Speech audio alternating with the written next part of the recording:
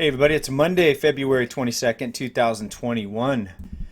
Well, it appears that lawmakers are going to continue to slam and punish small business, and the $15 minimum wage is a part of it. And the lawmakers, they're basically admitting it. They're saying if a small business cannot afford to pay at least $15 an hour, then they should not exist. And we're going to listen to a clip here in a minute. But first, as we're listening to this clip, think about this. I mean, is it better to have a job at $14 an hour? Less than 15, but still, $14 an hour? Or no job at all, right? So if you mandate $15 an hour, and we saw this with even mega corporations like Kroger, when they mandated this hero pay up in Long Beach, California here, some of the locations that were not making enough profit were closed down. They closed it down. So those jobs were gone. So instead of making whatever wage they were making, the non-hero wage, they had zero income. They had to go on unemployment or maybe find a job somewhere else. But you can see this can easily backfire. And when we start allowing lawmakers that have no, in most of the cases, no real business experience, we allow them to make these decisions as if the lawmakers know what's best for the economy and for the business, right? So you have a steered economy, an engineered economy, a manipulated economy, manipulated by bankers and lawmakers. Well, you usually see a lot of things go out of whack, and that's a lot of what we're seeing right now in the markets and the job markets, the financial markets, you name it. All right, so let's listen to this clip right here. All right, let's take a listen here. This is out of CNN, an interview. Well, of course, large businesses like Amazon and McDonald's, for example, can and perhaps should pay more. But I'm wondering, what is your plan for smaller businesses? How does this, in your view, affect mom and pop businesses who are just struggling to keep their doors open, keep workers on the payroll right now? Well, they shouldn't be doing it by paying people low wages. We don't want low wage businesses. I think most successful. Okay, you heard it right there. We do not want low wage businesses. But is a low wage, again, I ask you, is a low wage better than no wage? Better than the business just going away and closing down?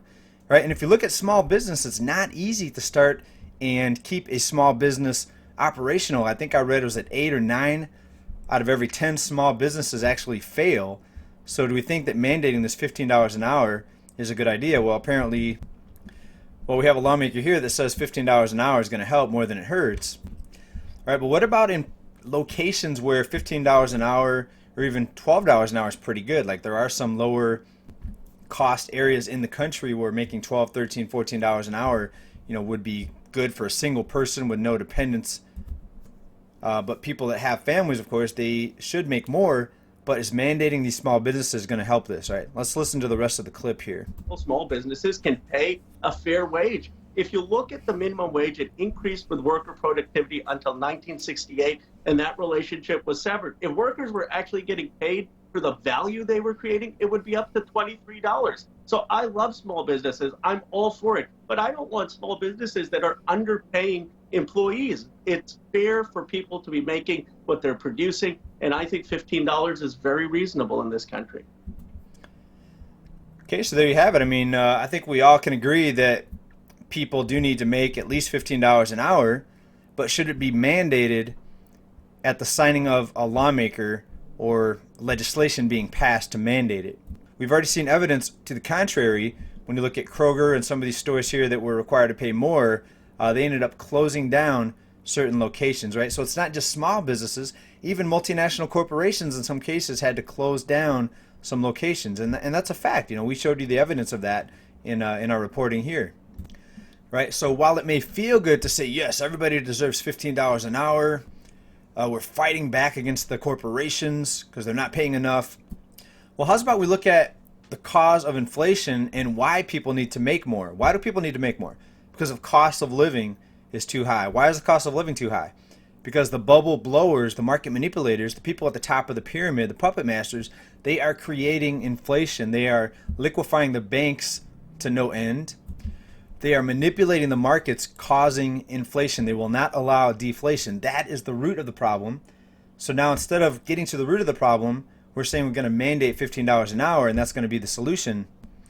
Well, I think it's going to get a lot worse from here, especially the more the lawmakers come in and try to fix things, the more things get messed up. Why? Because they are the ones that messed everything up in the first place. So we're doing more of the same failed policies and intervention and market manipulation that caused this mess. And you think doing more of it's going to get us out of the mess? Or is it going to get us further into the mess? Now, what's going to happen in some of these cities that are run by these types of lawmakers, you're probably going to see this expand across the country. And here's an example right here. New York City, 92% of restaurants cannot pay their rent.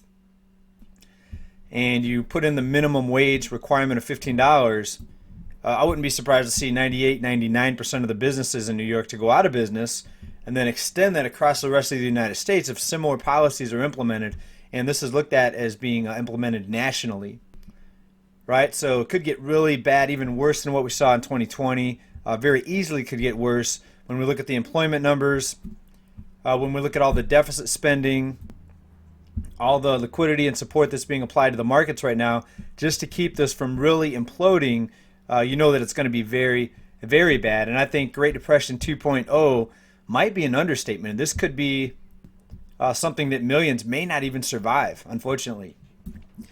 And even the people that are doing good right now in the markets and making profits, riding the bull, maybe your digital assets have went way up. I'm glad to hear that, and we all need to try to do that. But this country could be really, really dangerous when you have millions of people that are going to be broke, starving, and desperate, and they may try to take what you have. So if you're in a good position, you might want to keep preparing, because this thing could get real ugly. Just the level of manipulation and propping that we've seen so far.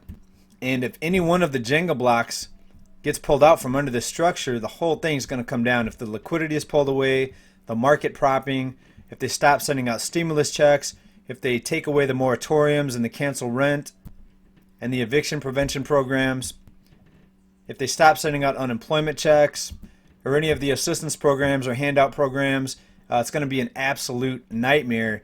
And I think that time is coming a lot sooner than most people may expect. And just wait until some of these lawmakers that have no clue on how to run an actual business, just wait until they get their hands on the broader economy. They've already strangled it, but now it's going to be the final blow, as they implement their ultimate authority. And anytime you have a centralized, top-down run economy, and you have either people at the top that are clueless or imbeciles, or they have bad intentions, that's a very bad thing.